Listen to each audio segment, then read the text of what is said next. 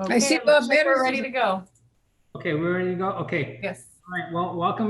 Just want to welcome everyone to our special meeting, Shasta City Council, Tuesday, August 18, 2020. Call to order at 5 o'clock.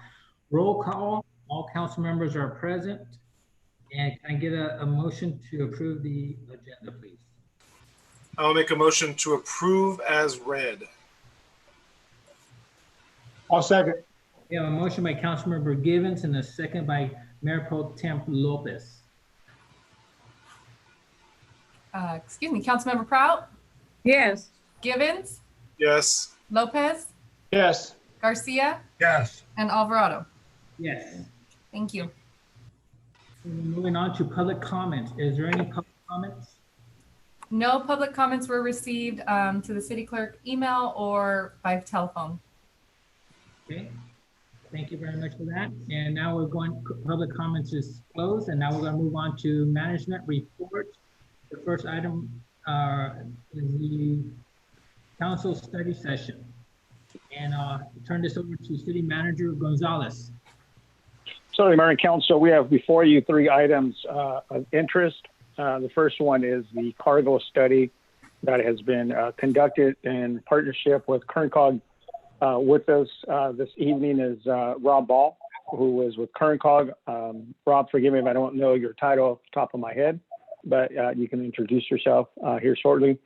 And then Wayne Clausen, our planning manager, will provide additional staff report comments following Rob's presentation.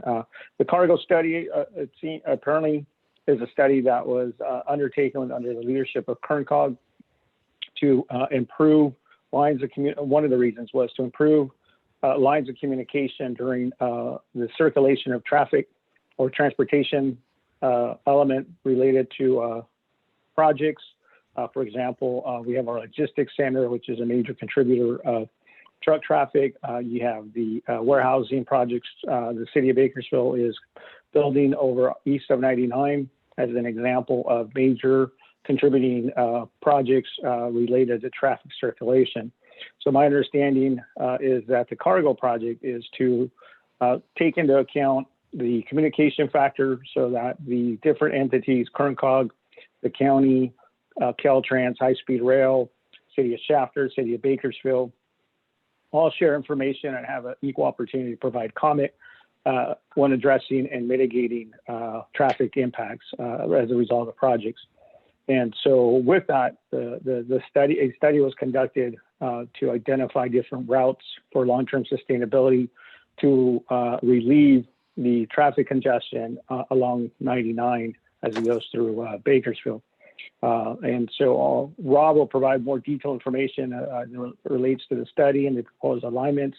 And then city staff, in this case, Wayne, will provide comment in terms of our opinion at the staff level representing Shafter of what alignment we see is most feasible for Shafter on a regional basis.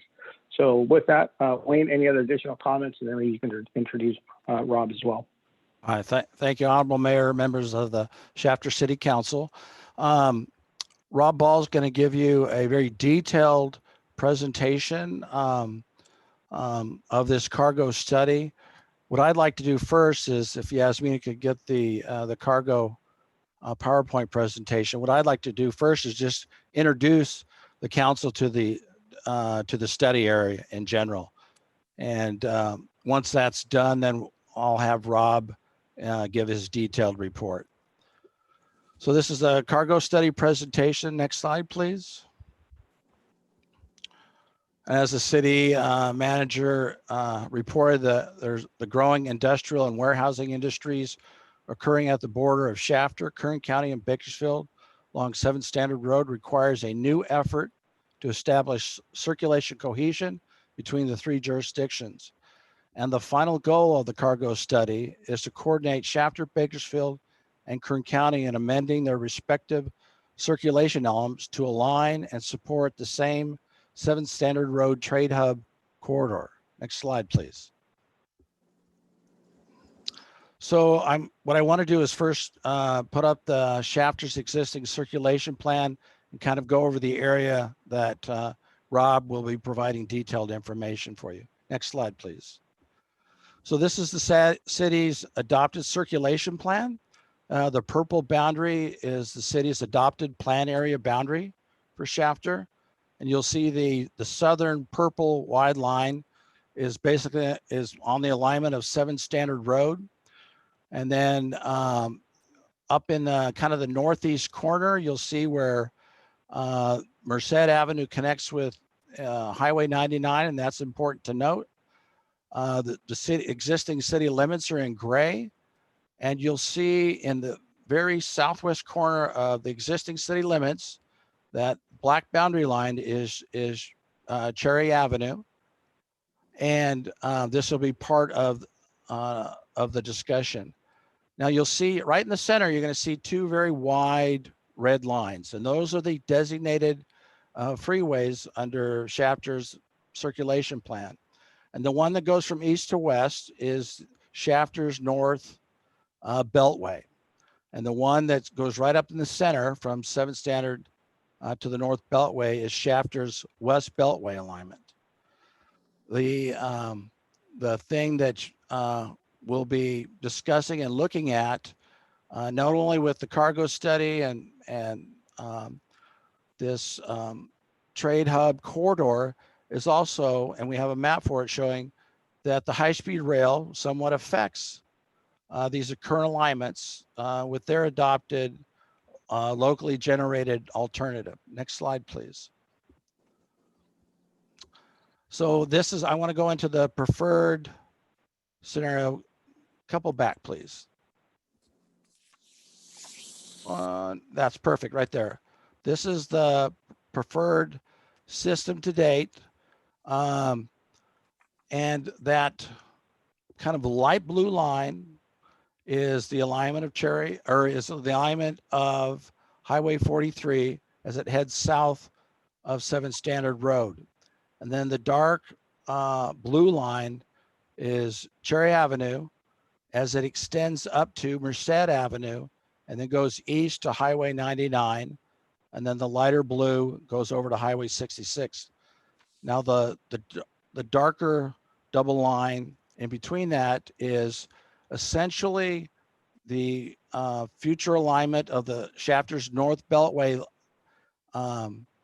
freeway alignment, but it's really going along the Burbank Road alignment. And the reason for that is eventually the city's going to have to amend its circulation plan to put the North Beltway along that alignment, because the high-speed rail alignment as it heads from the BNSF track over to the UP line is going to preventing the city from extending its West Beltway alignment north.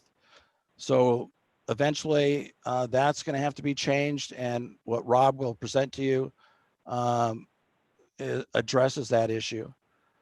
There's another part of this particular preferred alignment, and it's this map is not showing it, but it also is a blue line that extends on 7th Standard Road to the west to I-5.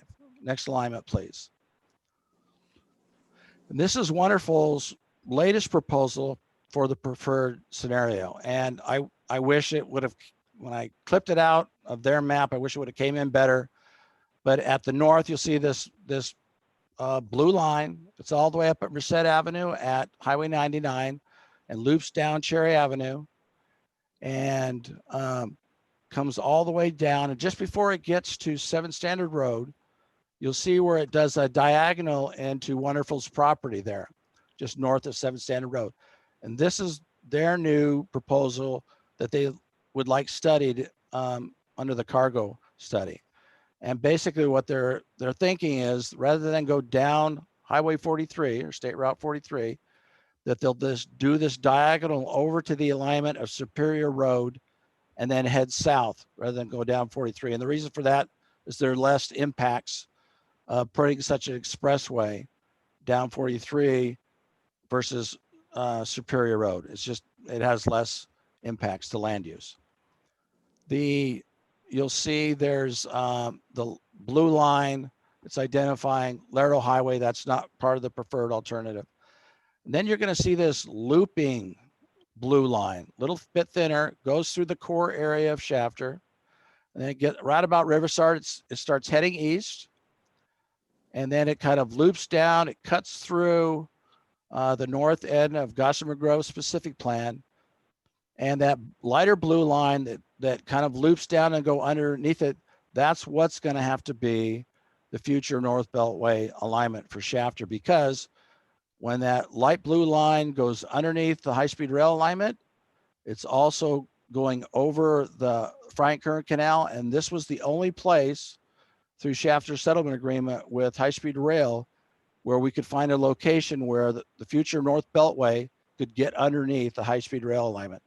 As high-speed rail alignment travels east from Riverside, it becomes a 40-foot tall dirt embankment, and they are allowing like Driver Road and Zerker Road to get underneath it. But for the West Beltway, they're not providing an undercrossing for that. So the West Beltway in Shafter is going to stop at the high-speed rail alignment. And so this is the way that the North Beltway will get underneath the high-speed rail by crossing over the Frank Kern Canal and then connect with Highway 99 and potentially over to Highway 65. Next slide, please. So the benefits of the preferred scenario are it would provide a regional focus to fund one 7 Standard Road trade hub corridor. It provides the greatest reduction, and this is an important point of this preferred scenario. It provides the greatest reduction in truck trips through Shafter's core area. And KernCog's modeling has shown this. And then for Shafter, the Cherry Road corridor alignment to Merced and Highway 99 provides many land use and circulation opportunities for the future. Next slide, please. That may be it. Okay, Rob, I'll turn it over to you. Thank you. You're on mute, Rob. Got you on mute. I see you as muted.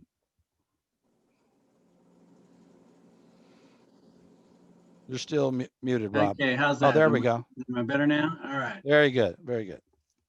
All right. Great overview of phase 1 to the current area regional goods movement operations study, the cargo study. And one of the impetuses that really got KernCog started and involved in this was the AB 617 process that occurred in Shafter. And you guys came up with a tremendous amount of grassroots public input, a list of strategies or activities that you were going to go after. And one of those was looking at options to reroute trucking away from existing neighborhoods and sensitive receptors like schools. And so that was part of the impetus for the study. So we've tried to springboard and build off that. Matter of fact, I was talking just before the COVID thing hit with the 617 group, and we were going to present this to them, but that hasn't happened yet. So we're hoping to get that going here pretty soon. So as you kind of seen, this map kind of shows the future growth of employment that we have within industrial park, in the GAF shingle manufacturing facility, and then Amazon are the 3 major nodes of industrial that we're showing a large amount of future growth. Hey, Rob, I'm not seeing anything. Let's see. Okay, let me try it again here. Escape. Okay, now are you seeing something? Not yet. Okay, you can see the map. And when I do share, when I do the slideshow mode, now are you seeing the map? I'm not. Anybody else Or did seeing it it? go away? Yasmina, does he have capabilities to share his screen? Yes, he does. We tested it before the meeting. Okay. Okay, so right now I can do it this mode too. This is the, so I've got back now. Can you guys all see the map? No, Rob, if you'd like, you can email it to me and I can share it on my end. Okay, maybe it's just a slow thing here. So the maps that I'm showing, let's see. let me just give you, I can give you a verbal review of this. I did email these maps to you as a PDF, and those got shared as a PDF as a part of the agenda, I believe. Did those go out? Are you talking the corridor the corridor alternatives or the system scenarios? I'm looking at the current cargo study update PowerPoint presentation. And this has the projected land use employment map. And so, are you guys seeing my screen right now? Let me share my No. screen. We only see you. Let me share my screen again then. Here we go. I think I just didn't share my screen. So let's try it again. How's that? That better? Much better. It looks like it's there we working, yeah. go. Good job, Rob. Okay. Wake up now. All right. Some more. Okay. Then, so the AB 617 process was critical in bringing this up. This map shows employment density by our transportation analysis zone areas, and where you can see where the Amazon is going, as well as there's a lot of industrial around GAF, signal manufacturing plant, as well as the wonderful industrial park. Our travel model goes out to the year 2042, and this shows areas where we anticipate more than 100, the red lines on here are more than 100% growth in truck traffic. So doubling of truck traffic along these corridors.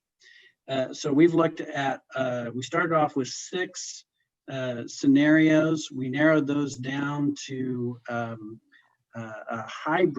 set of hybrid scenarios. We've been refining those hybrid scenarios now. We're up to about number 13 on those hybrid scenarios. But the 2 most promising that we've seen, the original 6 was number 5, and that's what Wayne was sharing earlier about the Merced to Cherry Avenue down to 43. And the travel model isn't that precise it's more looking at general corridors and of movement. We're not trying in this to get to the exact, what should it be, Superior or 43. Those can, the travel model is going to have similar results when you just move to a parallel corridor. So alternative 7 was the combination of alternative 5 and alternative 6, which created this Burbank corridor and the rest of 7 Standard Road. And this really helps the trucks to get out of the 7 Standard Santa Fe Way corridor and get to the freeways without having to travel through those any neighborhoods. And so we're seeing that this does have the tremendous, the greatest potential benefit for there. So we're still in the process of developing our alternatives review, but it looks like that's the most promising of the initial results that we're getting.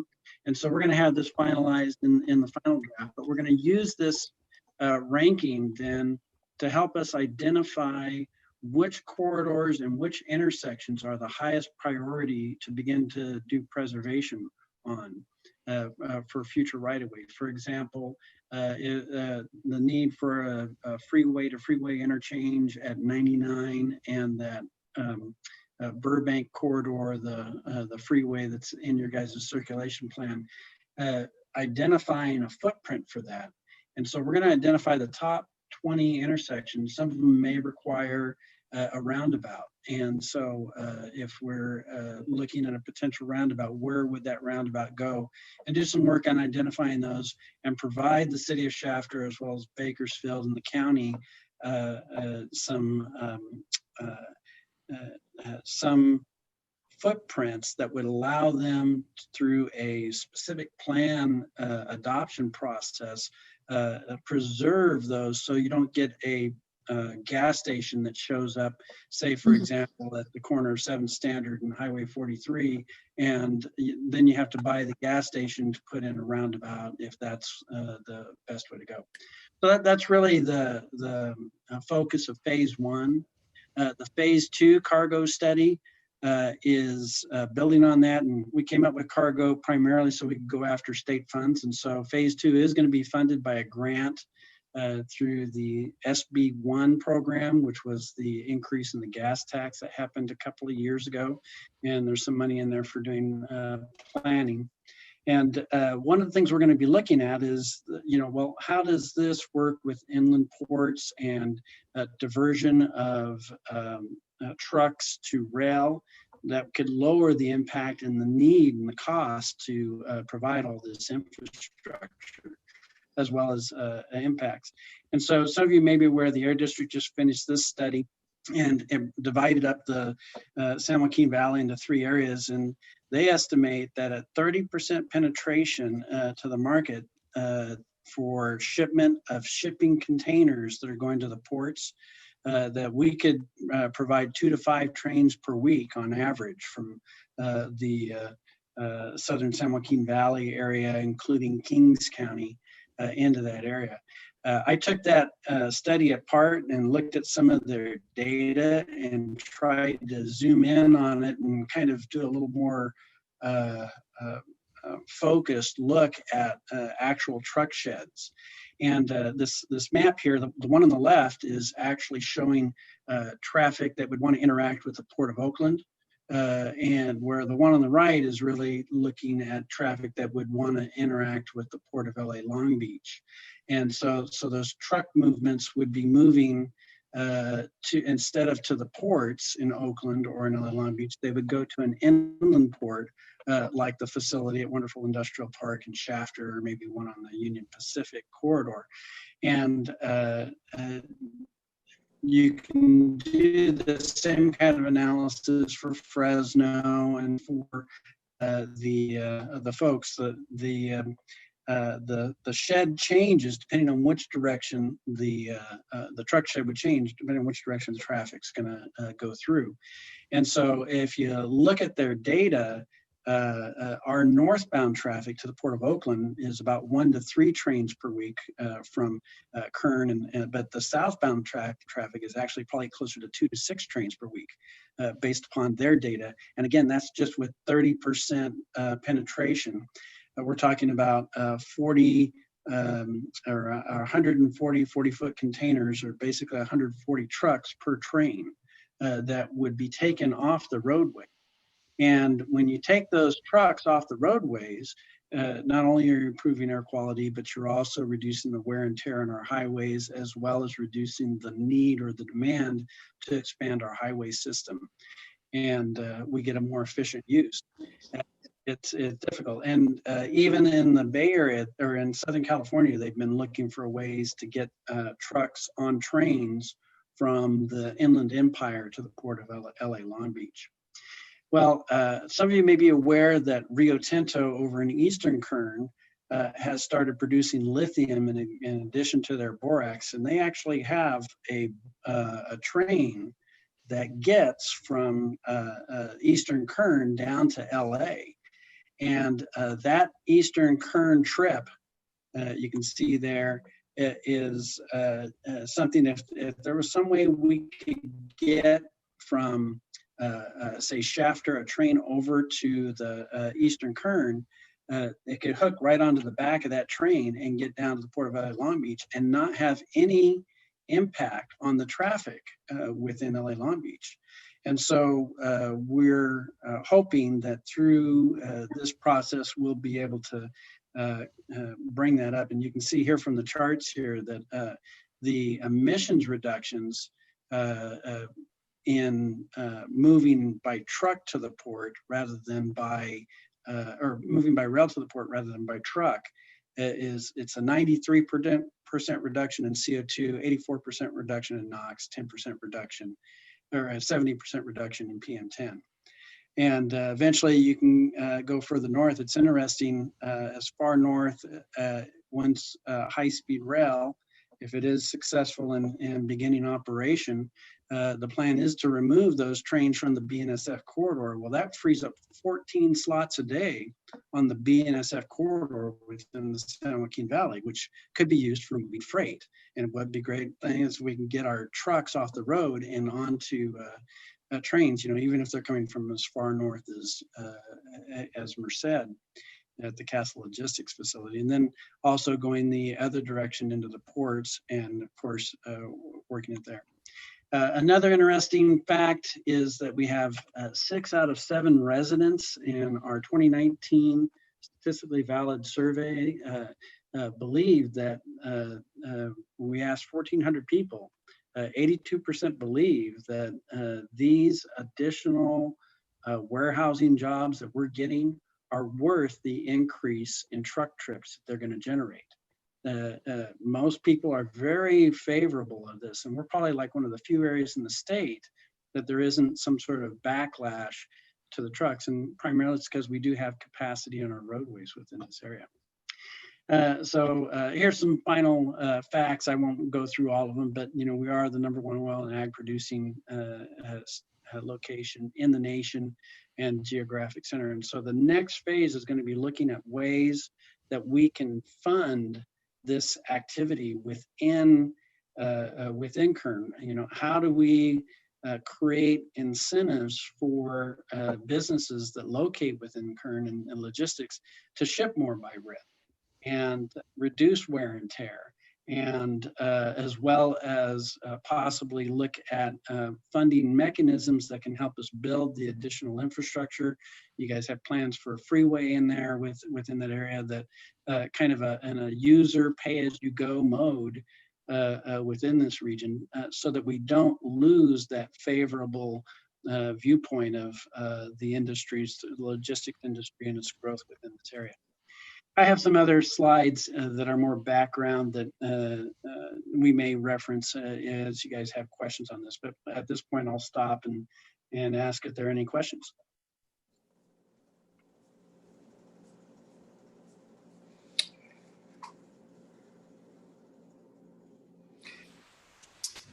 I guess this is the question on our end. So we're talking about rail services. How are we coming along with finding a provider for our rail service in the Shafter area? Because I would assume going down the road of these alternatives for the corridor and making claim that the rail service is the way to go with it, which I agree, we need to have some type of operator for that area. Have we had any luck on the operations? And I'll use that to the city staff. Yeah, Mike, do you have any comment on that? Mike James? No, sir, I'm not aware of any recent developments. The previous business development director had maintained contact with shipping companies that, obviously saw potential in the rail side, but I'm not aware of any recent developments unless Mr. Meadows, who might be on the call, might have something to share.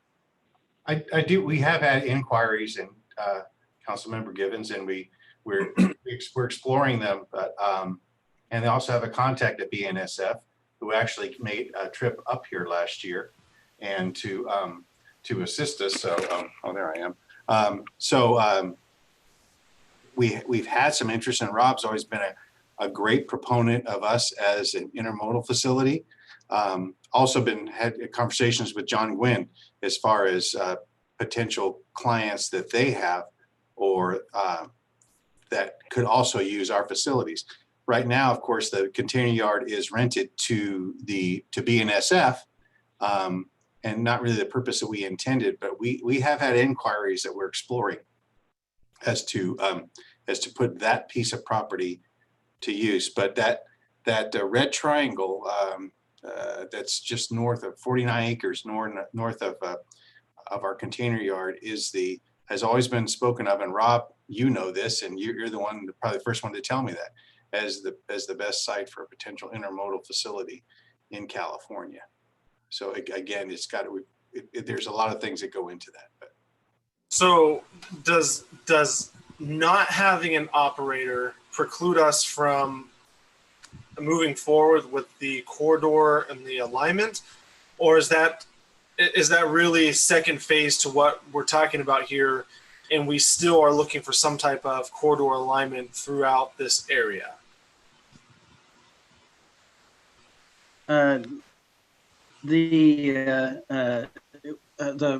service between the southern San Joaquin Valley and the Port of LA Long Beach, that corridor, and it is very difficult because Class 1 railroads, BNSF and UP are the two Class 1 railroads in this part of the nation.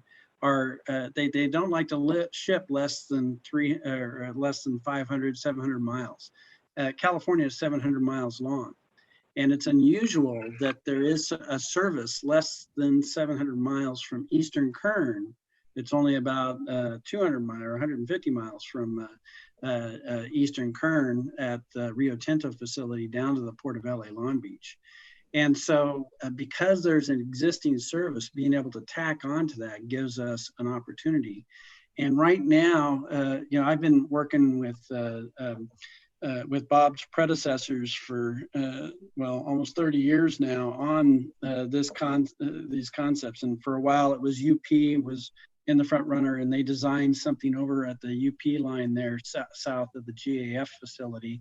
And it's been more towards BNSF. And as you guys are very well aware, they're renting out your inland port facility as a construction for this 4 mile segment that is going to give them basically 2 long rail. They have the main line, and then they have a 4 parallel segment that'll go on for 4 miles. Well, that can hold 2 mile long trains. And it's interesting that this is being funded, as I understand it, with mitigation funds from High Speed Rail, because they're taking out some of their sidings up in the Wasco area.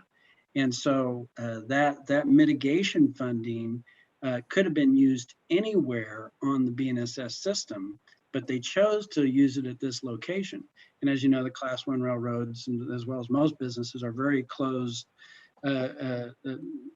doors when it comes to what their plans are. So we haven't been able to get any information whatsoever on what they're planning on using that additional rail capacity here at the Southern San Joaquin Valley. But it is really very, the BNSF and the UP, they're in the driver's seat. The state, the San Joaquin Valley Air District study, the things that the city of Shafter or the city of Bakersfield may plan, the Class 1 railroads are just going to, roll their eyes at us 9 times out of 10 when we suggest, hey, this is a really good idea. You should consider this service. They're wanting to see, is there truly a market here? Is somebody going to pay for it? Is somebody going to use it? And whatever the state comes up with, whatever the air district comes up with, whatever we come up with, the Class 1 railroads are in the driver's seat, and they're going to be the ones that say, hey, yeah, this looks like a good service. And in past discussions, from what I've heard, the potential for shipment, not to the Port of LA Long Beach, but shipments from the Southern San Joaquin Valley to the Midwest is actually more likely than, at least initially, than shipping to the Port of LA Long Beach. And again, that'll be up to whichever Class 1 railroad decides to do that. But right now, there's very little shipment from this area going by rail. So that's the answer. Councilmember Gibbs, I'll throw in too that we did have someone approach us because the BNSF is on a month-to-month, and they were supposed to be out of there actually a couple of months ago, but every day I see they continue to be busy and they're out on the track. We did receive one inquiry, which we dismissed. Was a pretty healthy rent that we could have gotten, but they wanted a long-term contract, and they were a trucking facility, and they didn't want any use of the rail, which really negates all the investment that Shafter has made in that. So it wasn't. It would have been quick if you wanted to score some cash, but they also wanted a long-term commitment.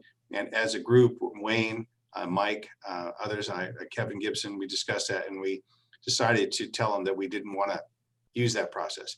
As it happens, that actual customer went out to Cherry, which is just out, Cherry and 7th Standard, just outside the Shafter city limits, and purchased 4 lots and is operating a trucking operation out of there. So Shafter did pick up business, but not within the city limits, but it also gives me a connection with a realtor down in the southern area where we had good conversations and hopefully potential future referrals for that. So, but at the moment, that's where we stand. Right. That was the right move, Bob. I mean, the idea isn't that we fill a slot. The idea is that we find an operator to help push this rail and the rail business exactly the way that Rob is talking about here. So I guess my only other question is, what is the timing? You know, this corridor has been discussed and planned for 50 years. Is it just still talk, or is there a proposition now to start moving this forward?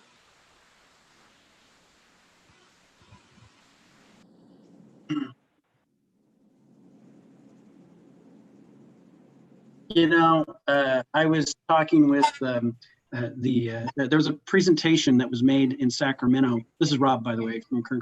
There was a presentation that was made in Sacramento on the Air District proposal of creating 3 inland ports, and the state governor's cabinet that had that presentation made to them, they were very receptive to the idea. They thought this was a great idea. But again, whatever the state comes up with, it's going to be BNSF and UP. And I think the BNSF investing this money in that corridor right there is the biggest indication that they're wanting to do something in this area. They're not doing it for passenger service. They're doing it for some sort of freight service. And so we don't know whether that's going to be the wonderful industrial park facility. Maybe it's something that they're going to do with QDC. I hear rumors about that every once in a while. We don't know what that is, and I think it more likely is something where they're shipping from this location to points back in the Midwest rather than. But anything that we can do to get these trucks off our highways and is a win-win-win. Better air quality, less maintenance, wear and tear on the roads. 80% of the wear and tear on our roads, as you guys know, trying to maintain 7 standard, is from heavy truck. You know, it's like I think one truck is like the equivalent of 8,000 or 1,000 cars or something like that in terms of wear and tear. And so we got to figure out, we're the largest county in the state of California that does not have a local self-help sales tax, which is a 0.5-cent sales tax for maintenance and improving our transportation system. They have that up there in Stockton. They have it down in the Inland Empire. We don't have it here. And we're talking about bringing a bunch of truck-related logistics industry within our region. We need to have a method, and that's what the phase 2 cargo study is going to be looking at, is how do we fund as well as keep up and maintain our road systems. So that's the big challenge.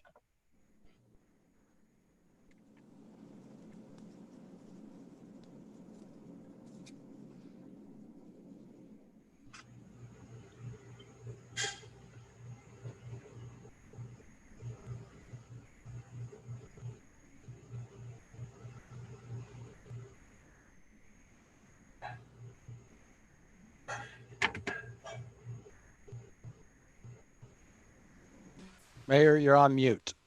Yeah, I have no further questions if anyone else is out there.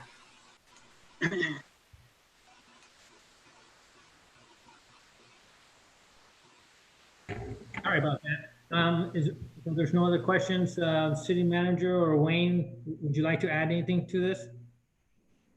No, Mayor, nothing further, not from me. I'll defer to Wayne, but this item was just a receive report to give you an update on the study and to inform you that Kern COG and the partners are moving forward with phase 2 of continuing to study further these alignments. Wayne, anything further to add? Mayor, I don't have any additional comments either. Thank you. Okay, thank you very much. And we'll go ahead and move on. I'm trying to pull up my agenda here real quick. Mayor, if I may, just, Rob, we want to thank you for your time, for making the presentation and providing comment. Thank you. Appreciate it, and I'll be signing off. I've got another appointment to go to, so thanks. And I work for you guys. I want you guys all to know, think of Kern Cog as just another department of Shafter's City Hall there. So call on us anytime. Thank you very much. Thanks, Rob. So City Manager Gonzalez, you want to just take us into the line item number 2, which is the report of recreational vehicle storage? Yeah, certainly. So Mayor and Council, this is coming to you as an informational item and to seek comment, discussion with you on a matter that at the staff level, particularly the enforcement side with our code enforcement officer, Matt Maldonado, and Dennis, our building official, have been fielding numerous calls of late related to recreational vehicle storage. Upon further research and work with the city attorney's office, we've identified, the ordinance in terms of the definition and the way it reads. We may want to amend it to provide additional clarity.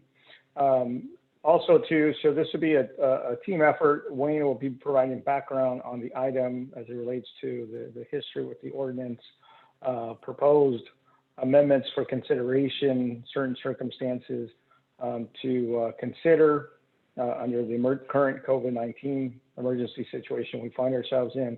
And then between Dennis and our code enforcement officer, Matt will provide an update with information of what he's seen out in the field and provide examples of what we're dealing with, and then bring it back to council for policy discussion, and I'll have more comment at that point. So with that, let me have Wayne, you're up.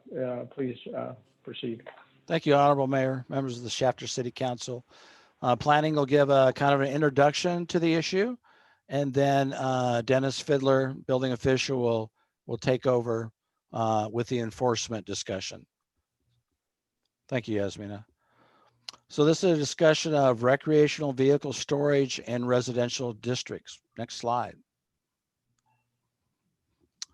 The city has recently received numerous complaints regarding the storage of travel trailers and boats in the front yards of single family homes.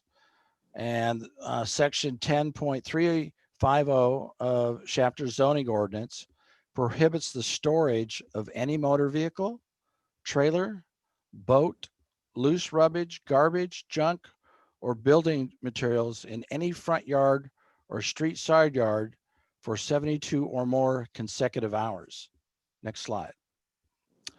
So we've got some examples here of what recreational vehicles can be. We have at the top, we got a large motor home. We have a fifth wheel. Next example.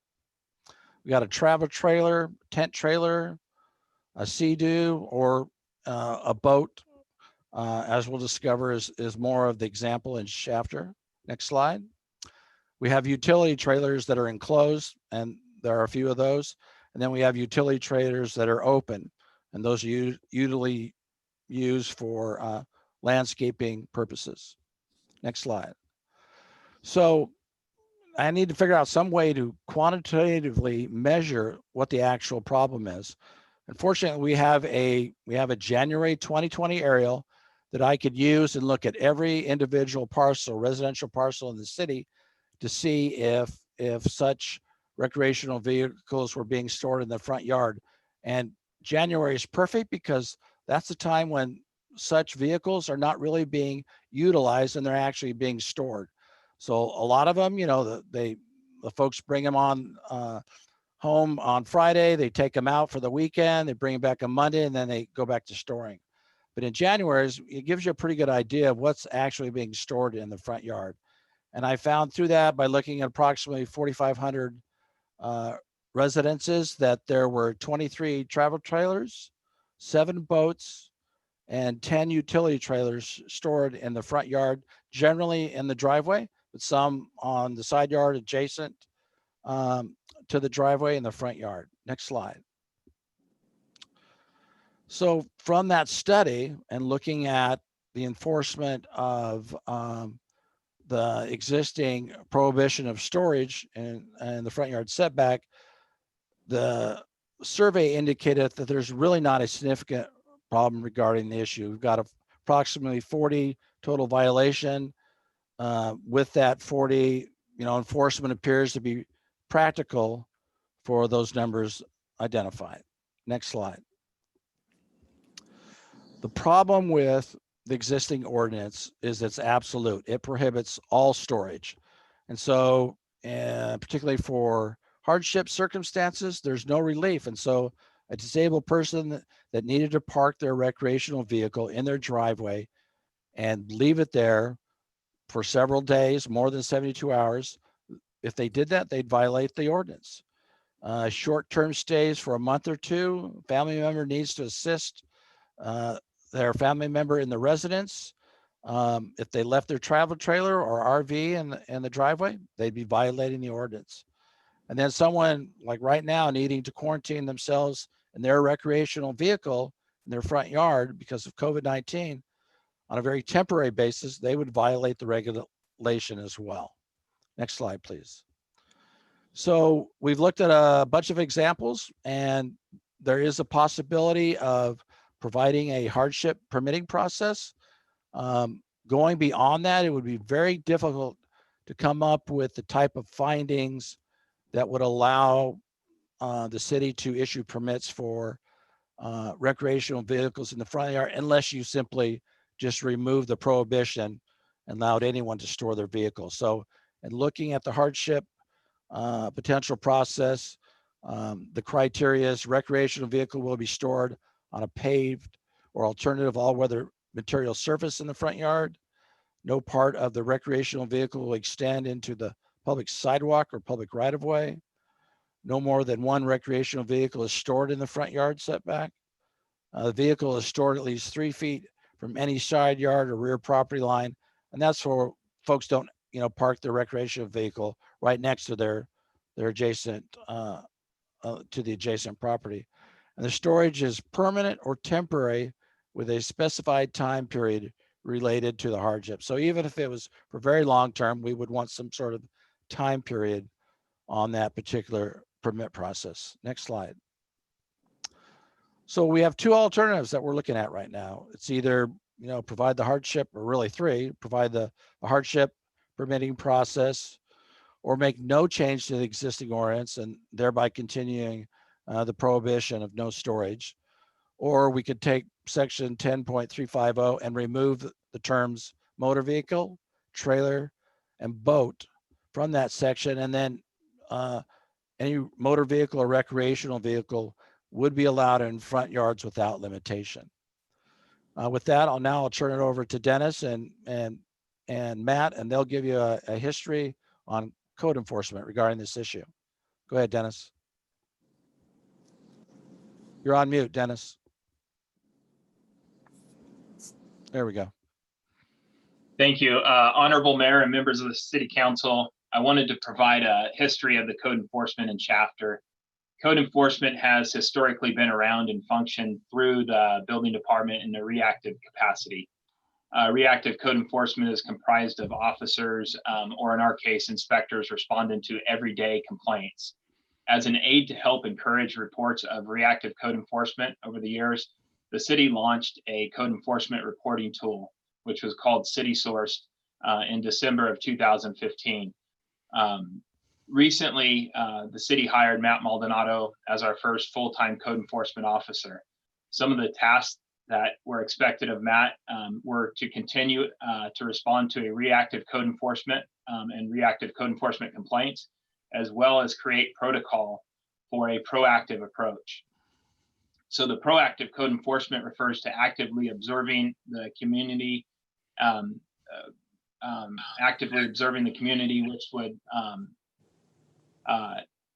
which would involve the code enforcement officer to drive around, take notes, take photos, hand out informational door hangers, and issue warnings and citations for code enforcement related items. So those items such as overgrown grass, weeds, parking violations, parking maintenance issues, property maintenance issues, dilapidated structures, zoning violations, and other blight-related violations. A great example of the proactive approach is what we're currently doing through the Code Enforcement Weekend Pilot Program. So Matt Maldonado was hired on October 28, 2019 as a Code Enforcement Officer 2.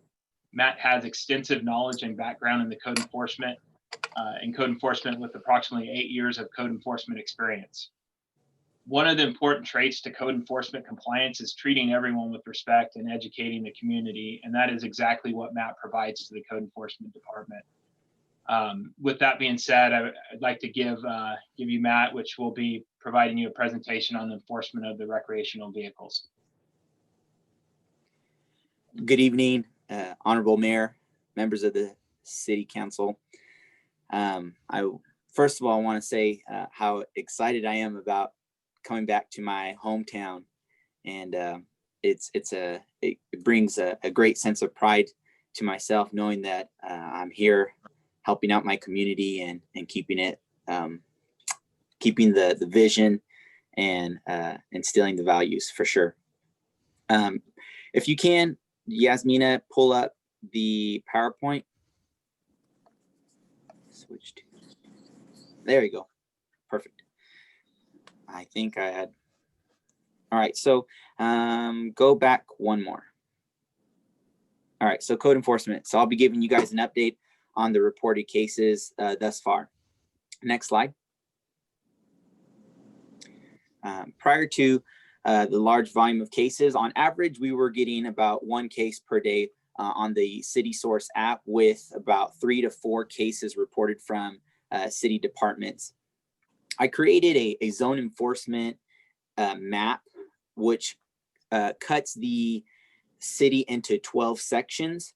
And that's just to set up future proactivity to target blight removal and just maintaining the standard that the city is wanting to hold. Again, there are 12 sections within the city core, and then there is also Gossamer Grove section.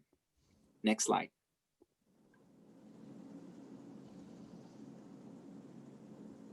So we did get an influx of cases from April 27th to the 29th. In that amount of time, there was 229 cases reported on the city app. So of those 229, 43 was referred to the police department to address the vehicles or violations that were on the streets. 1 was reported to the Public Works Department, and thus there was a remaining of 186 code enforcement reports. Next slide. Of the 186 cases referred to code enforcement, there's 154 that have to do with the storage of trailers, boats, fifth wheels on driveways or the side yard. 32 of those cases are related to inoperative vehicles being stored in public view, and junk, trash, debris, weeds, pretty much the blight issues. 51 have complied, and 17 cases were unfounded, meaning that what was reported was not observed once we went to go and do the, once we did the inspection. Next slide. All right, so where I started on the northwest area of the city on West Tulare, and made my way south to address the list of cases reported. As people mentioned other areas or reported items that were already on that list of 229 cases, I would kind of make that a priority. And so I'd move from the location where I was at and go to that area just for that time.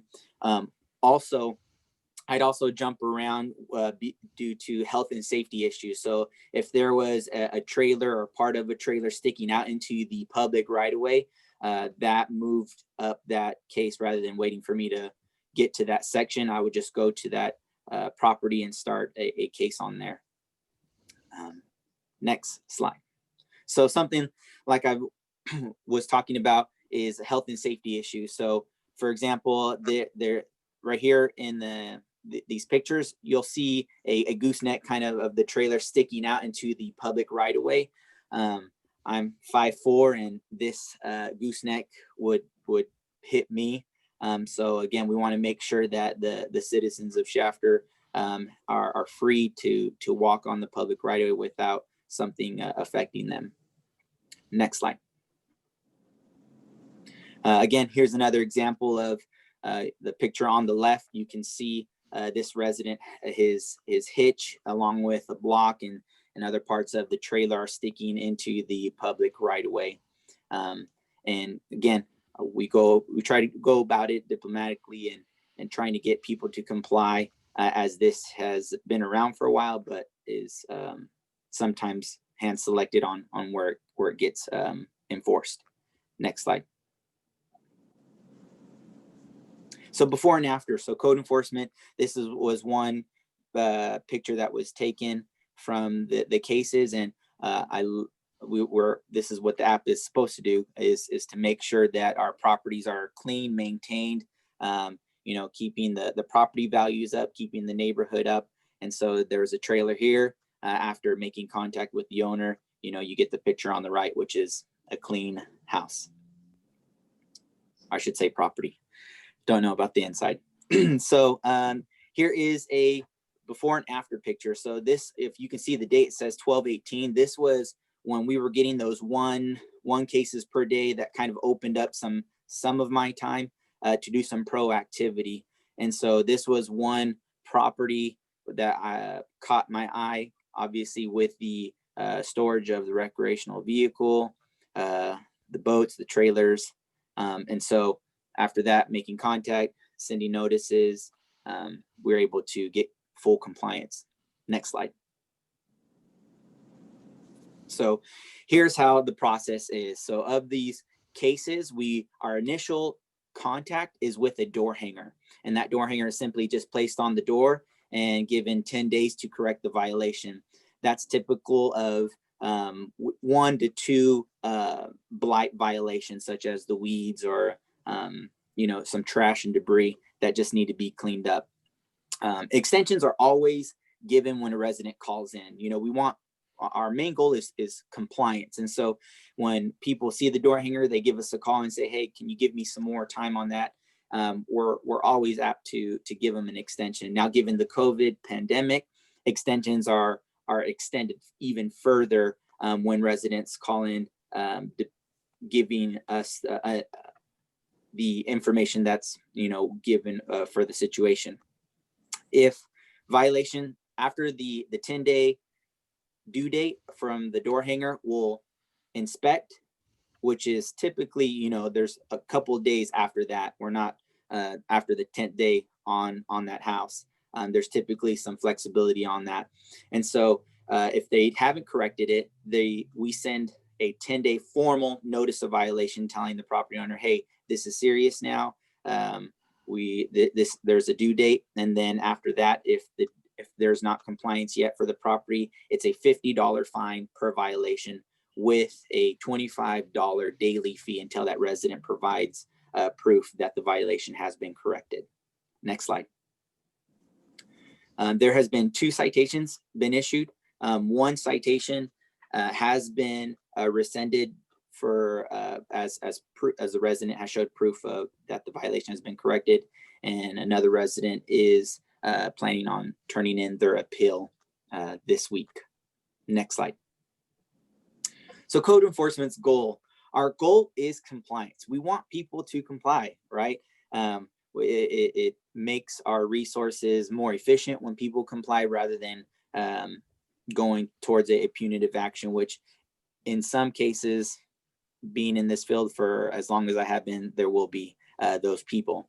But again, our number one goal is compliance. And that's why, you know, when I go out, I try to give tips, give suggestions when people are open to that, to help them out, as well as resources out there. Next slide. And one of the resources for right now that we're tackling is the recreational vehicle storage. And so we provide the residents with this map of some locations that are around here to help with store their items. Obviously, the 1 and 2 will be the local Shafter storage sites. And again, seeing my job as code enforcement officer is wanting the resident to get into compliance. And so if we can have it stored in an area that is not prohibited, such as the backyard or the backside setback, we definitely want to help them out and get them the resources and knowledge to do so. Next slide. So leaving you with a couple of pictures here. The question is to store or not to store. And that's not from Hamlet, that's from me. So again, if you have any questions, right now is the time to answer. Either myself or my supervisor or one of the admin can answer it. I got a couple questions. All right, go ahead. Why the increase of these type of cases when it wasn't a problem before, Matt? Why was there such a huge increase in that small span of time? I'm going to go ahead and let the supervisor or one of my admin answer that.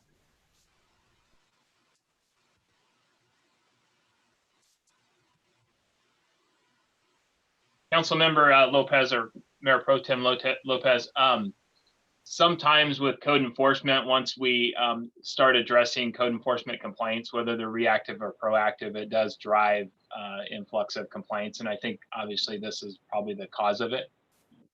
We don't know who or why, we just saw the influx. A lot of our city source complaints are able to be, are able to not, you're able to make a complaint without giving your information. So in that case, most of all the 229 were no name complaints. So we don't know where they came from. We just know that that we received that many complaints. So we don't know if they came from one person in particular or 10 people. Is that correct? Yes, that's correct. I think we can assume. Sorry. Go ahead, Dennis. I think we can assume that it came from one individual. Again, we have no indication of who it is. We just received a lot of complaints over a 3-day period.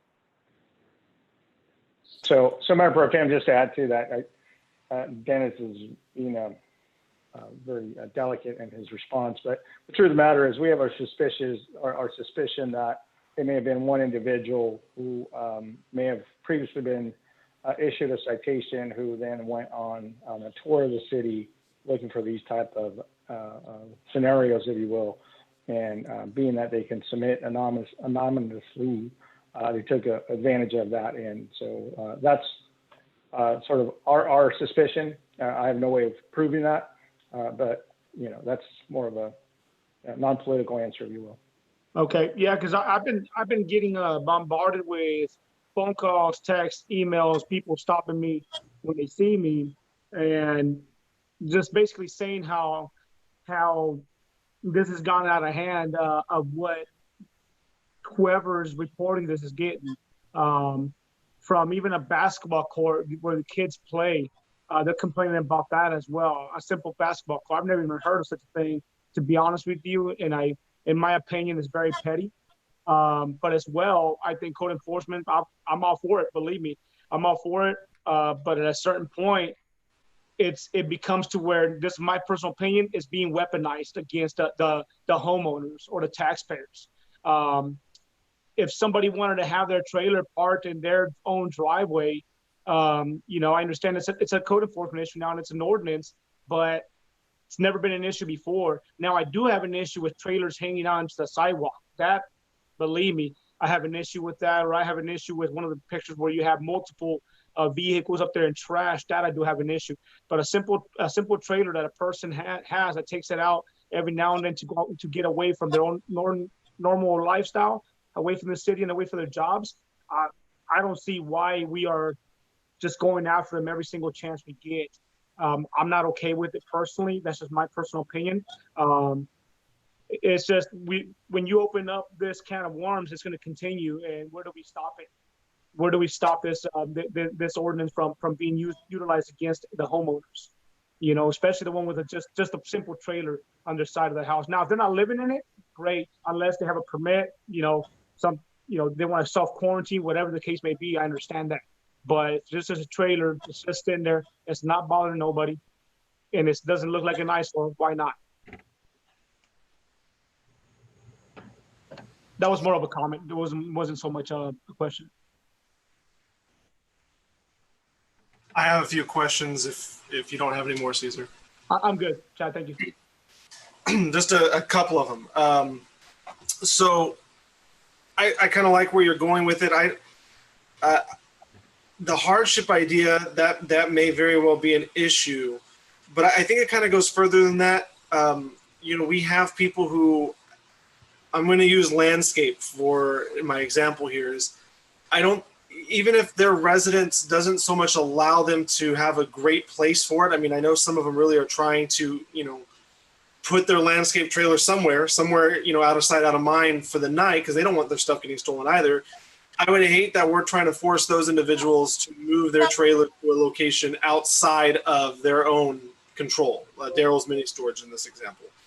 So I don't know if there's some way we can come up with like a permit tagging process, and I would assume we should do it free. So residents who have some type of trailer, light utility trailer, specialized or specific size trailer, whatever the case may be, but something where they can come in and say, listen, I have this trailer, here's where I'm sitting at. Is this okay to have it in this place? And then if so, then we are able to issue some type of permit tag that they can keep on their trailer, so we know visually, hey, that trailer meets our quote unquote code. And so that's one thing I've kind of thought about through this. But in that, the other part of this is how many people actually know about the ordinances, right? Do we have an easy way to show them online the ordinance? If we go to the website, is it easy to pull that information up? And then also, is there a way that we can showcase like the top 10 ordinance issues that we have within the city so people can go and be educated? Are we giving people that opportunity to be educated through our bureaucracy? Yeah, if I may, Councilmember Givens, the zoning ordinance itself is not posted on the internet, and therefore this particular section that we're discussing would not be immediately available to the public. Right. The restriction on abandoned vehicles on private property and people parking their cars in the public right-of-way for more than 72 hours is within the municipal code, but it's still not easy to find. And that's actually a very good suggestion, that the top 10 that seem to generate the most interest, we could certainly list those on the city's webpage, and then from there provide more information if people needed more. So excellent. I think this is great information, and I would like a better way just to educate our people in general. We've talked, Wayne, you and I have talked in the past about this 72-hour deal. We know that we have residents with cars that haven't moved for 72 years, it feels like. So I know that's a problem. But regardless, if we have a way to educate our community, if we have a way to make it easy for them to access it and be able to say, if you take the top 10, from a Pareto chart, you're going to capture 80% of the information. So let's capture 80% of the information and say, here are the things that normally you as a resident are going to have to deal with. And here's the information on it. So that way we educate our people, so we're not having these situations arise. Because it sounds like, based on your numbers, Matt, out of 200 plus cases, there's 86 cases that remain when it's all said and done. And those are the ones that we're having an issue with, the 86, right? So we've 186. No, you have 8, based on the numbers he gave us earlier, we should only have 86 open cases, correct? No, we have 186 cases total that was referred to code enforcement. And so of that 186, let me tell you right now. Of the 186, 154 have to deal with the storage of trailers, boats, fifth wheels, etc. 51 of those were resolved, with another 17 that have now been okay. complied, So right? yeah, so of the 154, 51 have complied. So said and done, you're talking about on the code enforcement side about 86 cases that have not been resolved to date. correct. And that's a little bit more, and that's because of the fact of the 186 code enforcement cases, I have not swept and gone to every single property as of today. Yeah. So I just think we have to do a better job of educating. And that goes for me too. I didn't know on my end. I mean, there's so many ordinances. I don't know the detail on some of these things as well. And so it'd be better if there's a way for us to be able to access it. And then again, there may be special circumstances like we talked about in the beginning of this presentation. If there are those special circumstances, can we do some type of permit tagging for those special circumstances to make it easier visually? So when we drive by, you're not getting someone complaining because clearly there's a permit tag on that situation. If I may, Councilmember Givens, I know you asked of education. You know, obviously, no one opens up the newspaper and reads, "Hey, I want to know about the Shafter Municipal Code and zoning ordinance today." Right. And so I have created a pamphlet with the top 5 ordinances, and it has pictures and it has the codes listed. Now, with the pilot program that we've started Saturday, along with door hangers or just with when I see people out and about, I do give them that pamphlet, which is in English and in Spanish, to educate our residents and letting them know, hey, these are the top 5 things that code enforcement is looking for and that you can do to keep our community clean. That's fantastic. Can we get that on the social media sites and the website? Well, and it would also be good for us to have one in our hand. Because I love it. Yeah, that's, I think- Mayor Can I Council, to your question real quick, Councilmember Givens, certainly we can disseminate that information. I think more importantly is to put a campaign together that educate the community on this altogether rather than piecemealing it. And of course, whatever information we put together, you know, council will be informed of it. Yeah, I don't comment. I don't like giving people a citation for something that they may not have known about. Well, it's not so it's just an educational piece. Right. Yeah. Okay. And, Question, Kathy? It wouldn't be a citation when it's just an informational education piece. It's educating. Because Yeah, really so- what we've had in the past has worked, and there wasn't a problem until somebody got tagged that wasn't happy about it, and it created a big hassle all over the community, where I think that we can still deal with it in a 1-by-1 case and make it work. And maybe if we need to, in other words, not to change the ordinance, but to just create some permits for hardships or in special instances.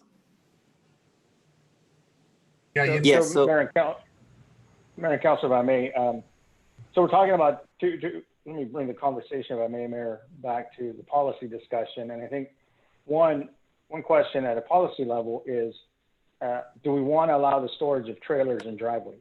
And then, you know, is that on a short-term or long-term basis?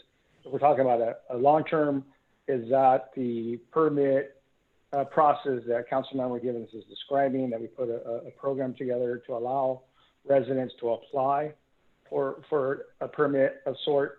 Along with that then comes, how do we define what type of trailers? Are we talking about recreational vehicles, trailers? Are we talking about utilities, trailers, boats, work trailers?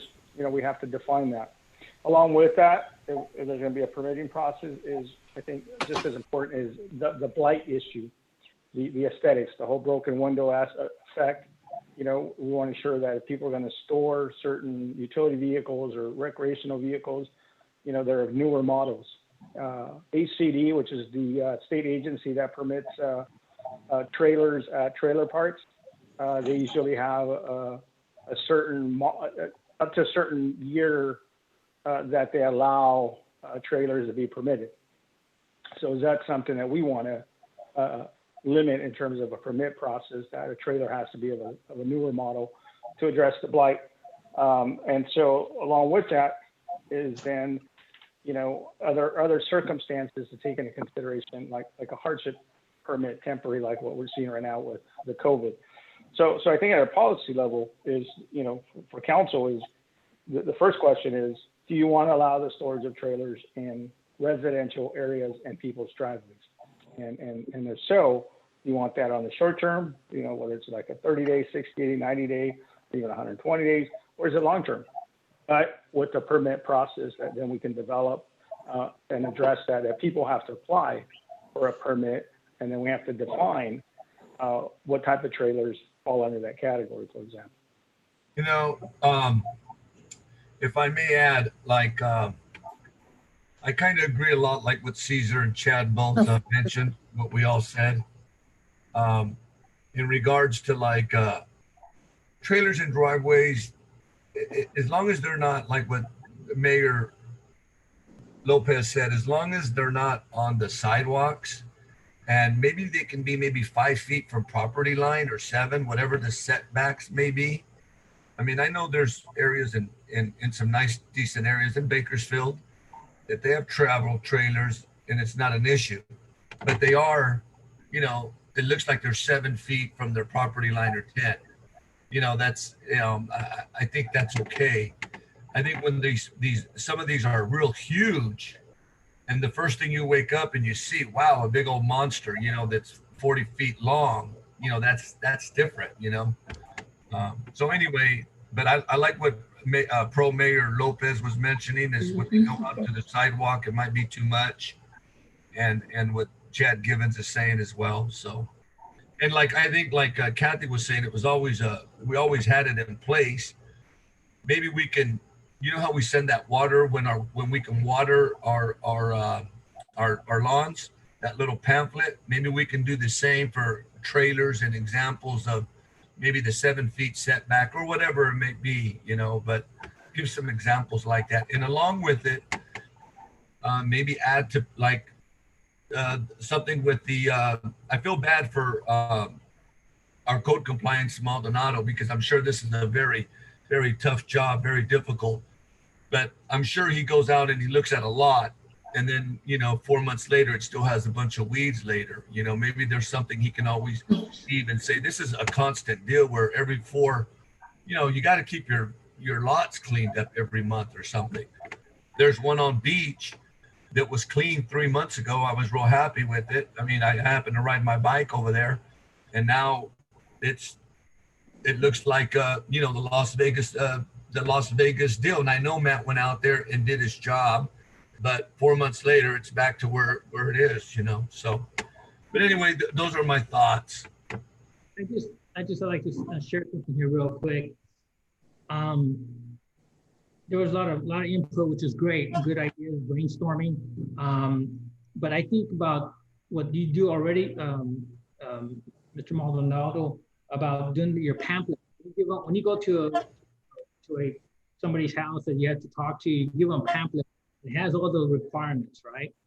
So at that moment, at that time, they're getting educated. It's like we had said earlier, if I'm gonna go buy a trailer, I'm not thinking about what the codes of the city or ordinance or what they have or what they are. I'm thinking about just my trailer, and I'll deal with the consequences after I get my trailer. But that's sometimes that's how we think, because we don't think about, you know, we don't think so. We just say, hey, I'm excited. I got a traveling trailer. I got some kind of trailer. So I don't think everybody in the community has a trailer. I don't think we should give a pamphlet to everybody, because not everybody has a trailer. I think the way of educating people is the way you're doing it. As a problem arises, you go there, you give them your pamphlet, the top 10 requirements, and that's how people, and then put it on the webpage. But again, I think most of the time people don't do homework before buying the vehicle. You know, it's just, that's a lot of times that's what happens. If I may, Mayor Alvarado, and so I don't know what people are telling you about code enforcement, but we don't give citations immediately. Mayor Pro Tem Lopez, I know you had mentioned people are coming up to you, but it's a pretty drawn out process and before the citation is. I mean, that was one thing when I started code enforcement, getting an understanding of the supervisor of the council members. Hey, I know what code enforcement is and I know what it does. And so kind of massaging it into the city of Shafter, which lack code enforcement. You know, they had their building inspectors do it. I know the understanding. So I want to make sure that you guys are clear. Education is where it starts off at. And we want to make sure that, the 10-day door hanger is very soft, and then notice of violation, and then the administrative citation. And then on top of that, the citation can easily be waived upon corrective action. I got one last question. Go ahead, Mayor. Go ahead. Hey, Matt, explain to me the ordinance as far as somebody having a trailer in their backyard on a RV parking, which is behind on their side of their house, but behind a fence at their house. What is the ordinance there? My understanding is as long as you can see it, that's actually a violation of the ordinance. Is that correct, or is that a misunderstanding? Great question, Mayor Pro Tem Lopez. It is a misunderstanding. So if they have people have RV parking on their backside yard, there's nothing in the code that it says it has to be behind a fence. It just simply cannot be in the front or side street yard. Okay. That was my last question. Thank you. What's a side street yard? Just for clarification, because I don't know what you mean by side street yard. Mayor Alvarado, it's a corner residential lot. And so there's a designated front yard, and the longer street side is usually the street side yard. And Okay. so it can't be parked, there. Public street. But Matt is correct. The ordinance is absolutely silent on any recreational vehicle being stored on the side yard, beyond the front yard setback, or in the rear yard. And there's no requirement for screening, absolutely none. Gilbert, your house is a great example. Your address is on one street, which is your front street, but your side setback is on the street. I don't remember what street that is, but that street on the side of your. Right. Kern. So that's a great example. And there's two different measurements on that setback, but your address is on the front. I think it's on Mantle, right? I'm in the same position with mine. My address is on Wayne, but I have a side street on Beach. Wayne, this is Manuel. Let me ask you, what is your opinion on this, as far as people having the camping trailer in the front yards or the driveways, or Matt or Wayne? Councilmember Garcia, I'd be glad to take that. I wasn't sure who you had directed that to, but I'd be glad to take it. The purpose of it is to, protect the integrity and the aesthetics of neighborhood, residential neighborhoods. And that's stressed throughout the zoning ordinance. It's clear that's the purpose of the zoning ordinance.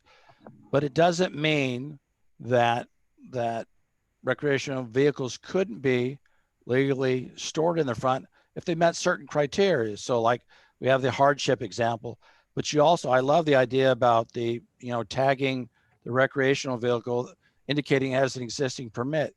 If someone applied for a permit showing that they could adequately park, they identify the length and size of their recreational vehicle, they identify the length of their driveway, and could demonstrate that they could store it within their existing driveway, outside of the public right of way and sidewalk.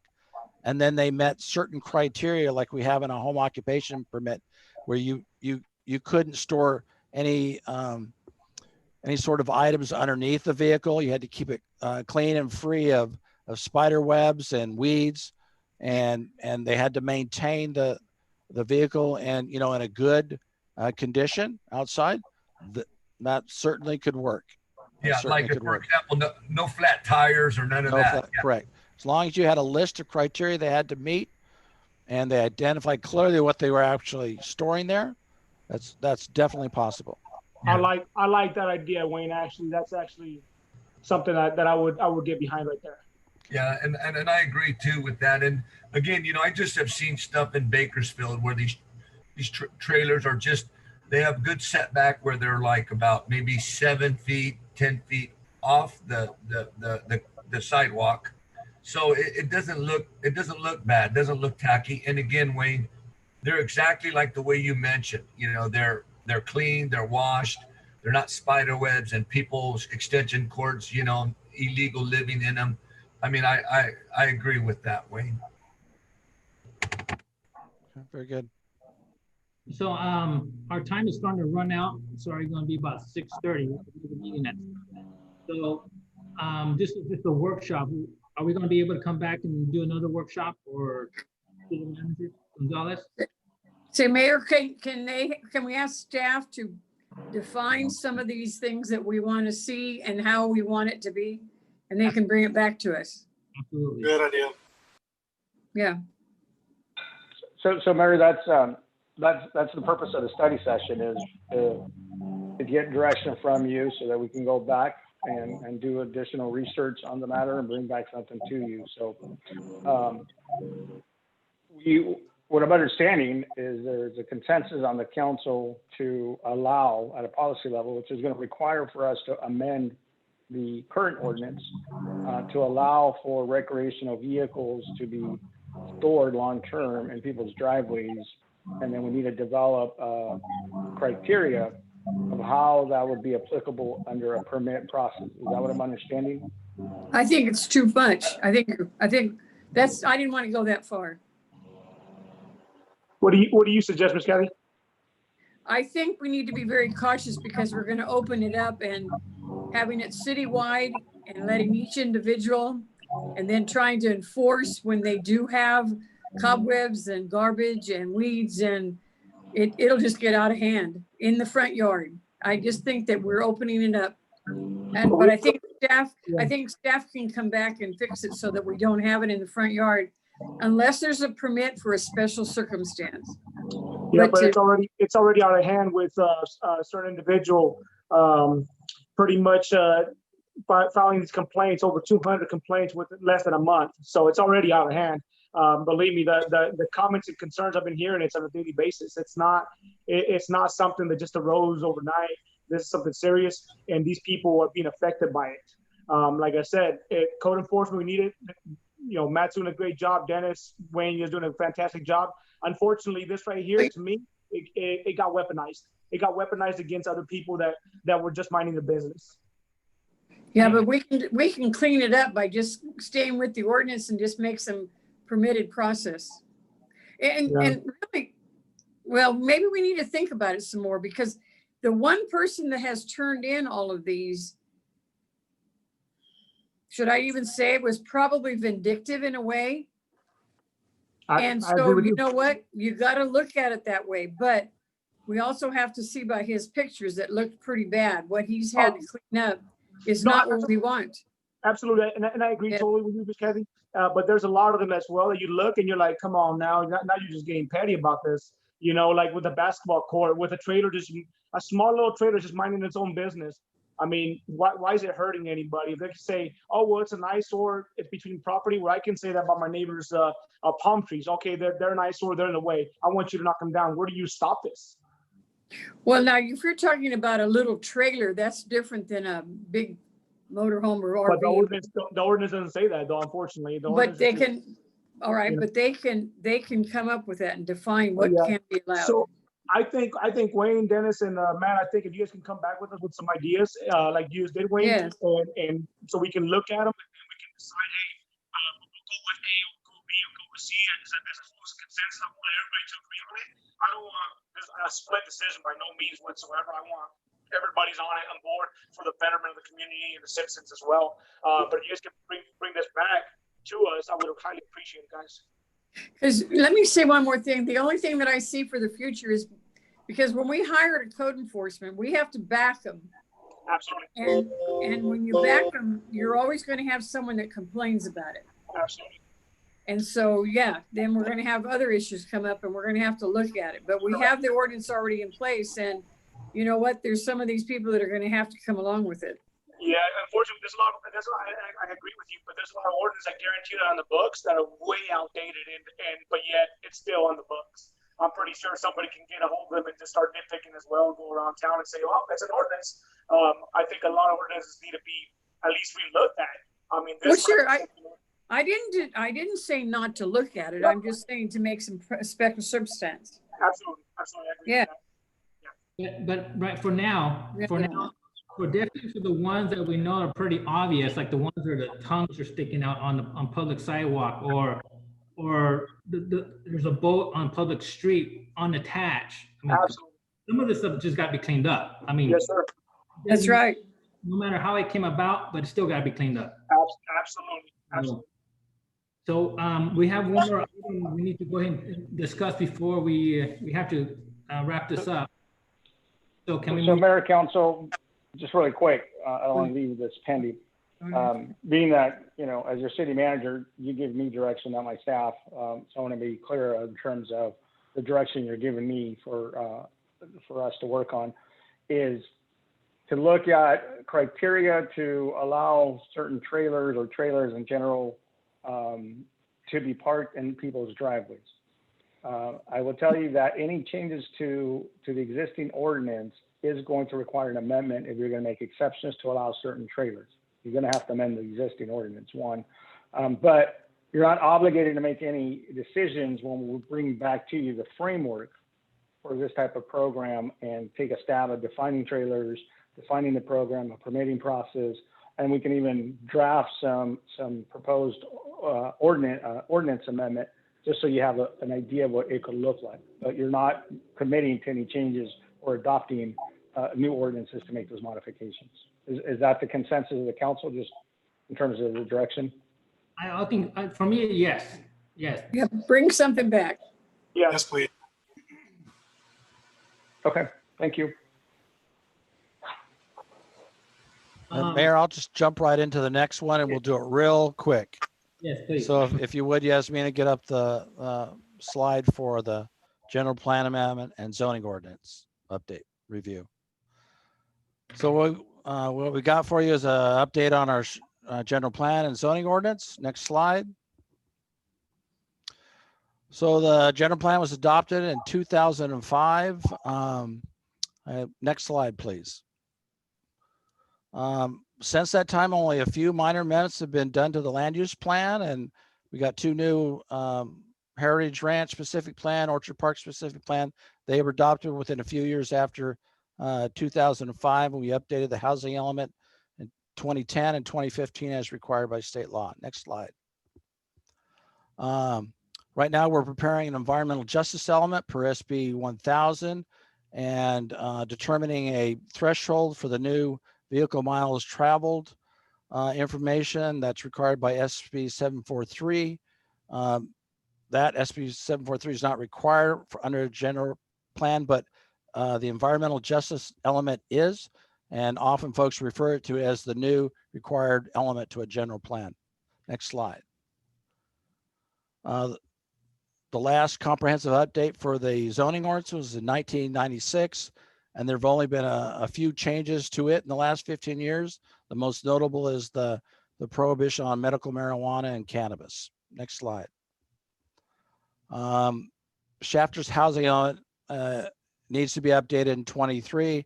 We adopted in 2015. We had 8 years by state law until it needs to be updated again. There's a host of brand new housing element laws that are now have to be addressed under that housing element, and that'll have to be done in 2023. And in relation to that, the zoning ordinance definitely needs to be updated regarding all these new housing requirements, in particular accessory dwelling units, junior accessory dwelling units, and density bonus changes. Our zoning ordinance is definitely out of date regarding those items. Next slide. ADU simply means a detached residential dwelling that provides almost the same living experience, but considerably smaller. And a JDU, junior one, has to go with inside existing residence. It's even smaller than an ADU, and it can actually be developed as an efficient unit where you don't have to have all the cooking appliances. You can simply have a microwave and a heating plate. Next slide. Next slide, please. There's no minimum lot size required for any residential lot for an ADU or JDU. ADUs have to be 800 square feet in size. Height limitation is 16 feet with a 4-foot side or rear yard setback. That's 1 foot less than our standard R1 zoning. This is the interesting part. Existing single family residences are permitted one detached ADU and one JDU inside, like in your garage or inside your house. So technically an existing single family residential lot can have up to 3 living units, 3 dwelling units.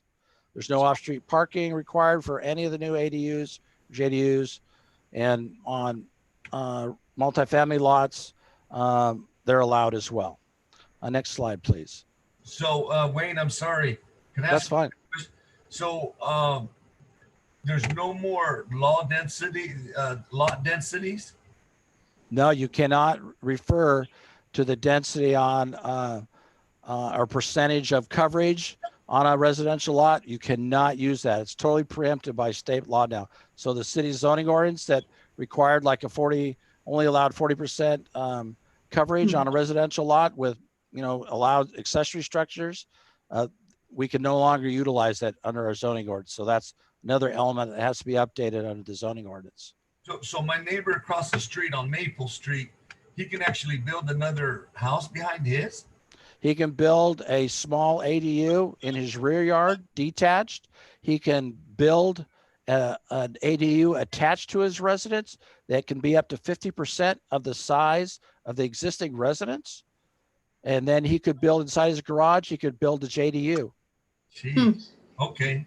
The state has gone overboard in making sure that there's affordable housing in the state of California. Is that even, When is does it, it take place? So the law started January 1st of this year. The city's issued one ADU building permit. It was for a small structure in the rear yard of an alley that had a lot, no big issues. They were meeting all the requirements. It was a nice size, large lot, not an issue. But you can see the issue if, you've got 25% of your residential lots all building these. You've got issues with traffic, parking, greenhouse gas emissions. You've got stormwater drainage issues with an increased surface area, stuff that, we didn't plan for. Next slide, please. Our lawyer can't do anything about that and help us out? No, this is either, we don't have to adopt an ordinance. We can, and we just meet the basic requirements of the state law, but there's nothing we can do to make it more restrictive, like prohibiting ADUs. There's local agencies are completely preempted with this new law. Thank you, Wayne. Sorry for the update. Sorry. No, that's fine. And then other things when we're updating the housing element and updating the zoning ordinance, we'll also want to look at possibly doing a climate action plan to address greenhouse gas emissions. All development projects have to address greenhouse gas emissions through the CEQA document, and we don't really have a document yet to guide that. And this will be important in the future. Next slide. So staff's recommending for the timeline to possibly budget and plan to update Shafter's general plan and zoning ordinance and 2021, start that process, start thinking about it, because the due date for updating our housing element, and really we'll have to update the zoning ordinance in relation to the new requirements that'll be in that housing element in 2023. They'll have to be consistent. Thank you. Is that all, Wayne? That's it. Thank you. Thank you. Manager Gonzalez? Yeah, so Mayor, this is, like I said, this is informational one to inform you of the general plan need to eventually start. But more importantly is the housing element and the recent laws, in addition to the ADU law that took effect January 1 of this year. In 2018, there was probably about 15 new housing laws that took also in effect that further take away local control from cities related to multi-housing projects, for example. And so we want to bring this to your attention because in a couple of years, we're going to start the housing element update, and it's going to look different altogether than what we currently have. And this is on an effort to meet our ARENA numbers, our regional housing needs allocation housing numbers that are issued to us by HCD that are then distributed to KernCog, and then each city has a certain RENA number they have to meet in terms of categories of type of housing, whether it's very low income all the way up to above moderate income levels. And so there's a strong push, and has been under the current administration of Governor Newsom, to increase the number of units in terms of affordable housing. Our legislators are of the opinion that in order to address the homeless issue, you have to create and build more housing, but it has to be affordable housing. And they believe that that's one of the key solutions to addressing homeless issues in and around the state. And so because of that, there's been a lot of new legislation that has come through that takes away from local control. And to Councilmember Garcia's point, there's nothing cities can do in terms of legal action against the state in one form or another. I mean, this is what it is, and this is what we have to live with. And there's most likely going to be a continued effort by our state legislators to increase the number of legislation bills that they pass that will continue to further erode our local control as it relates to housing projects, particularly those that are geared towards affordability factors. There was talks, you may have read articles about it, of a bill that was being circulated in Sacramento, in which it proposed to take away a city's revenues if we didn't meet our RENA numbers, if we didn't have enough affordable housing projects or number of units in our community. Cities were going to get penalized if we didn't comply with that. Growth management policies, like if we had some cities have a growth policy that restricts the number of units in terms of allocation that they will allow for construction in any given year. That is now illegal. Cities cannot have growth management plans, policies in place. There's the cities that have submitted their housing element, and if they have any type of growth management policy in place, each city is not approving and is actually initiating to some degree enforcement for cities to eliminate their growth management plans. So all in all, this was informational to let you know that there's a lot of activity taking place just on the general plan and housing element, which in my opinion is eroding more of local control. As it pertains to the zoning ordinance, I think there's an opportunity for us to look at our existing ordinance downtown and around the city to see if our current zoning ordinance is still conducive to economic development and the type of businesses that may be trying to locate here in the city. And that may be something that as a council at a policy level, as we prepare for the economic recovery under COVID, is to look at our zoning ordinance now and see if there's any opportunity for us to make modifications or amendments that would help streamline new type of businesses wanting to come into the city. So that's something for further discussion, but we tied it in with this item for tonight, just to look at. But I think the looking at evaluating our current zoning ordinance, I think there's merit to that, especially as we continue to capitalize on economic opportunities. As you know, the history of Shafter has been very entrepreneurial, very business and pro-business, and so I think that's an opportunity for further discussion if you want to look at our current zoning ordinance now to better prepare the city. As you've heard me say before, we need to be shovel ready for economic development, and I think looking at our zoning ordinance may present that opportunity. No further comments at this time, Mayor. Do we have any questions from council? We have about maybe 7 minutes or so. 30 seconds. None from me. Lopez, none? No. Nothing for me. I just had a quick couple of them real quick, City Manager. It has to do with the business zoning ordinance. City Manager? I'm here. I was just saying that I know we made some changes allowing businesses to start having their venue outside. And I noticed that there's some businesses right now are making it very comfortable for their customers, which is good, a great idea. If this should, this COVID, I know this was because of COVID now, but for some reason, things change in a month or two, if, I'm just saying, just if, what now happens to the businesses that have already invested in what they're doing, and it seems to be a good idea, it looks like a good plan. It's a plus to the business, it's helping them to recover. Is there something that, I mean, just some food for thought there, you know, because I've seen some businesses that put in a lot of investment, and I would hate for that day comes and says, well, you're gonna have to knock it all down because it's not really up to code or it's not, you know, in the compliance. And now they're gonna be upset because, you know, the situation. Certainly, yeah,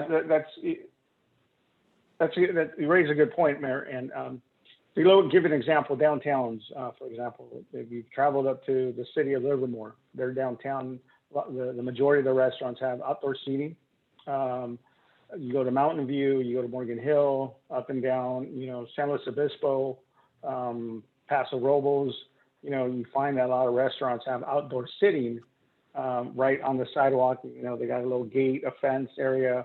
And that's an example of us capitalizing on the current situation to promote economic development opportunities and expand from a more traditional footprint to allow that type of activity, particularly in our downtown area or in around the restaurants. There's something about people, maybe not when it's 110 degrees, but, you know, people would like to enjoy outdoor seating. They like to just sit there and people watch, enjoy their meal. They're outdoors. And that's definitely an opportunity. And that's what I was referring to, that there's merit for us to look at our current zoning ordinance to analyze these type of opportunities. And I think that promotes walkability, to get our people to walk downtown, enjoy a meal with friends, family, you know, and they have they're walking up and down, you know, downtown and around the restaurants.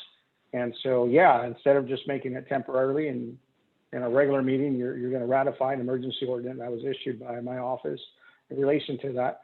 But there's definitely, like I said, it warrants us evaluating our zoning ordinance. Just in that particular instance, that's a good example of why we should.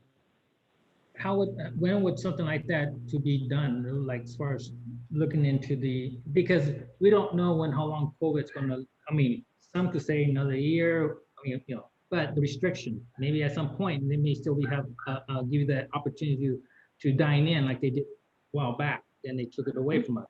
So if that opportunity comes again, so does that outdoor dining stops? So if because they're investing money now for the customers to want to come back and have outside dining, I just don't want them. I mean, I'm going to feel bad if they invest too much and then there's going to be some changes, or I just don't want to get caught. You know, I don't know how fast we could make some changes or look at some of these businesses and tell them, okay, well, don't, start coaching them before they get too out there. So that's there. And so either now, well, I'm sorry, go ahead.